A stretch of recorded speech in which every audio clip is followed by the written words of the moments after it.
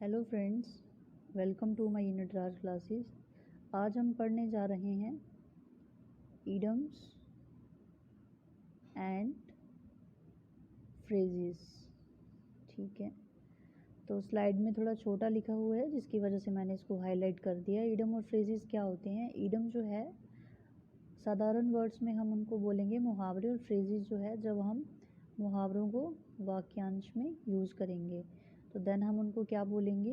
इडम्स and phrases. ठीक है, तो चलिए स्टार्ट करते हैं। हमारा सबसे पहला है हर्ट एंड सोल।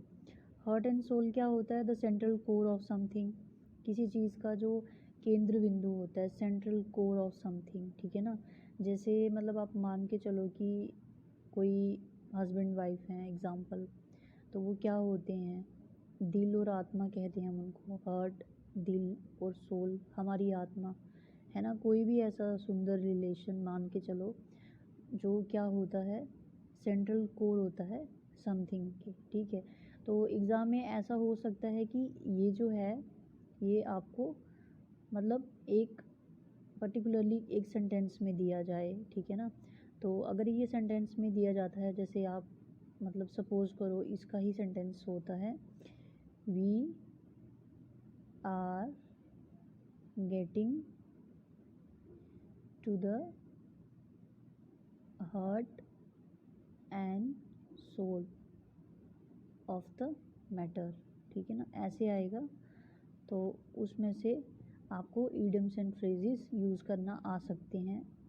हर एक के साथ आप कोशिश कीजिए कि उसमें क्या कीजिए, सेंटेंस बनाइए। देन उसके बाद क्या है आपका हेल्टर एंड स्केल्टर। हेल्टर और स्केल्टर जो है उसको आप क्या बोल सकते हैं? डिसऑर्डरली। ठीक है, इसमें आई जो है वो 2 बार यूज़ हुआ है। डिसऑर्डरली, मान डिसऑर्डरली इसको पढ़ोगे आप DISORDERLY, डिसऑर्डरली। ठीक है, देखो ये क्या होता है, किसी चीज़ के आने से पहले, जैसे आपको किसी चीज़ का डर होता है, कोई भी हेल्टर एंड स्केल्टर, तो किसी चीज़ के आने से पहले आप वहाँ से भाग जाते हो। जैसे इसका जो मतलब अगर हम इसको फ्रेजेस में यूज़ करें, on arrival of the police, है ना, तो पुलिस के आने पे कौन भाग जाते हैं? भाग जाते हैं, तो वो आपको अच्छे से पता होगा। ठीक है, तो देन उसके बाद है फर्स्ट एंड फॉरमोस्ट। देखो जब भी कोई डिबेट क्लास में होती है, असेंबली में होती है, तो हम क्या बोलते हैं? First of all good morning to all of you, है ना। तो फर्स्ट ऑफ ऑल क्या होता है? सबसे पहले और सबसे महत्वपूर्ण जो भी चीज़ होती है जिसको हम इम्पोर्टेंस देते हैं, तो उसको क्या बोलते हैं? First of all. ठीक है, देन उसके बाद might and main. Might and main क्या होता है?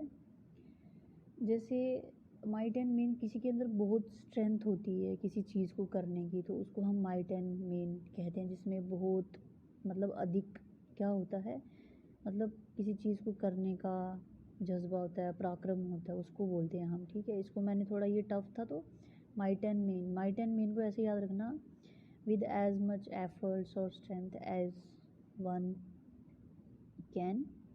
जब मतलब किसी के पास बहुत सारी स्ट्रेंथ होती है ना, तो देन उसके बाद वो इंसान उसको यूज़ करता है। ठीक है, वन कैन क्या करता है? वन कैन ये वाटर की जगह आप मस्टर पढ़ोगे। ठीक है, MUSTER।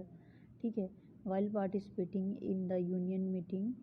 ठीक है, तो इसका ये रहेगा माइट एंड मेन का। ठीक है, इसके सेंटेंस में मुझे कुछ गड़बड़ी लग रही है, तो मे बी इसको हम थोड़ा और सिंपल करके पढ़ेंगे ताकि आपको समझने में आसानी हो। ठीक है, देखो माइट एंड मेन जो है, जैसे कोई किसी पे अटैक करता है, कोई इंसान चल रहा है, ठीक है ना, उसके हाथ से कोई चीज़ छीनता है, चाहे सिंपल जैसे मतलब मान के चलो ही अटैक्ड। ठीक है, उसने attacked, he attacked the punching bag, है ना, विद माइट एंड मेन। ठीक है, तो आपको सेंटेंस में यूज़ करके इसलिए बता रही हूँ कि आपको अच्छे से समझ आएगा। ठीक है, अब milk and water, milk and water क्या होता है? दूध और पानी। उसको हम क्या कहेंगे? वीक। जो भी चीज़ वीक होती है उसको हम क्या कहते हैं?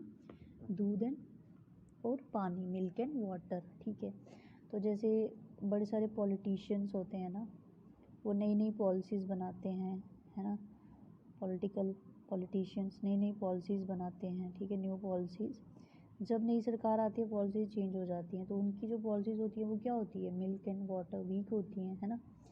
अब लाइव वायर, लाइव वायर क्या होता है? Very lively and energetic person, जो बहुत एनर्जेटिक पर्सन होता है हम उसको बोलते हैं, ठीक है, जो जिसमें बहुत एनर्जी होती है, मतलब जीने की, वो बहुत इच्छाजनक होता है जीने का, है ना, उसको बोलेंगे हम, ठीक है, लाइव वायर। ठीक है।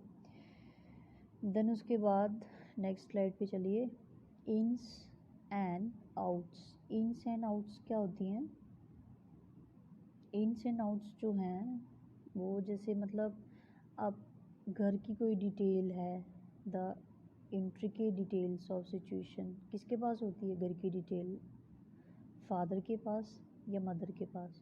तो इन्स एंड आउट्स जो हैं वो किसको पता होती है घर में? द फादर को, द मदर को, ठीक है। एंड देन उसके बाद intends and purposes. Intends and purposes क्या होता है? जो ऑलमोस्ट कम्प्लीटली होता है। इंटेंट्स क्या होते हैं? सबसे पहले इरादे। पर्पसेस क्या होते हैं? उद्देश्य, ठीक है, उद्देश्य उसका। और जैसे मतलब मैं एग्जांपल लूँ, my mother is the incharge of the house for all, तब जाके ये सेंटेंस यूज़ करेंगे, for all intents and purposes, ठीक है। तो यहाँ तक समझ आ रहा है आपको? देन उसके बाद टू बी वीक और vacant in the upper story. देखो, टू बी वीक और vacant in the upper story, देखो कोई बोलता है मैं ये करूँगा वो करूँगा, लेकिन जो वो क्या होता है, वो वैकेंट होता है अपर स्टोरी पे। जब करने की बात आती है तो उसकी जो विल पावर होती है वो क्या होती है? बहुत कम होती है, ठीक है। तो उसकी विल पावर जो है कम होती है, ठीक है। तो सॉरी 1 सेकेंड, ये थोड़ी दिक्कत हो रही है इसमें, 1 सेकेंड। कहाँ थे हम? ये वाली स्लाइड्स में थे हम, तो चलिए ये वाली स्लाइड्स में थे, सॉरी। टू बी वीक और vacant in the upper storey, lack in will power. जब कोई इंसान की इतनी 100% मन से वो नहीं होती किसी काम को करने की, तो उसका क्या होता है? Lack of will power. उसको हम क्या बोल सकते हैं? टू बी वीक और vacant in the upper storey, ठीक है। देन उसके बाद है आपका to be under one's thumb. जब हम किसी के कंट्रोल में होते हैं, है ना, तो जैसे आपका घर है, किसके कंट्रोल में है? आपके पेरेंट्स के कंट्रोल में है, आपके मतलब जो बड़े बुजुर्ग हैं उनके कंट्रोल में है, तो उसको हम बोलेंगे to be under one's thumb, ठीक है। Then to be a daggers drawn. To be a daggers drawn जो है ये थोड़ा सा मुश्किल है। To be angry with each other.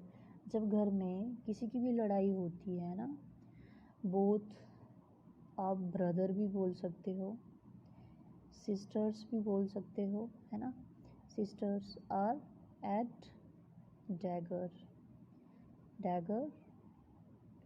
Drawn, तो उसको हम क्या बोलेंगे? To be a dagger drawn, to be angry with each other, जब एक दूसरे के साथ कोई नाराज़ होता है। To pull a long face, look sad. To pull a long face means look sad. जब आपको कोई घर में डांटता है, फादर मदर, तो आपका फेस क्या हो जाता है? बड़ा सैड हो जाता है, ठीक है।